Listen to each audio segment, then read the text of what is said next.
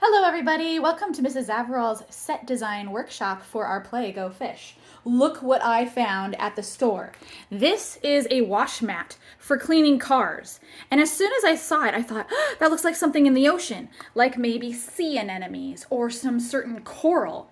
So I grabbed a bunch of them and I thought, this is probably a little too thick for one piece. Maybe I could make it look like there's more of them if I cut them in half. So I took scissors, cut them in half, and sealed them up with hot glue. So now I have several different tubes and different colors. But now the trouble is, if I try to stand it up, it just flops over. So I'm trying to figure out a way to let it stand up so that it looks like coral or sea anemones flowing it through the water. Here's some ideas that I have. I've got some foam, some pencils, and leftover paper from when you guys were folding for the seashells. And we are going to experiment and see which one works the best. Okay, so here's a little sleeve for our coral. I'm gonna try to put some foam in it to see.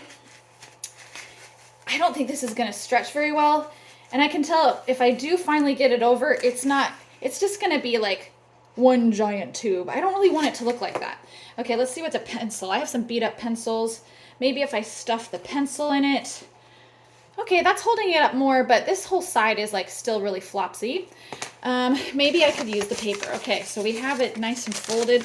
It'll fit. Okay, I can stuff it all the way through. Let's see how this looks. Okay, this is making it stand up, but it looks just a little too straight and unnatural. I want it to kind of look like it's flowing in the water. I have an idea. What if I rip little pieces of the paper? See how I'm ripping it? Just little pieces. I'm gonna crumple them up into different size balls like this. And then I'm gonna stuff them into my little tube. I can use a pencil as my tool to get them all the way down. And once I get them all the way in, maybe this piece is a little too big. I think that this is gonna give me the kind of shape that I'm looking for. See how I'm just crumpling them up into little balls, trying to stuff them in. Okay, check this out.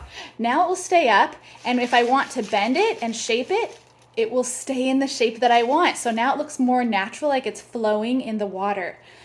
But you know what? I cannot make all of these myself. So I'm going to leave these supplies, the extra paper, the tubes, and I think you have some pencils that you can use to rip and stuff. And then when I come back next week, I'll be able to put them all together in our set for the backdrop.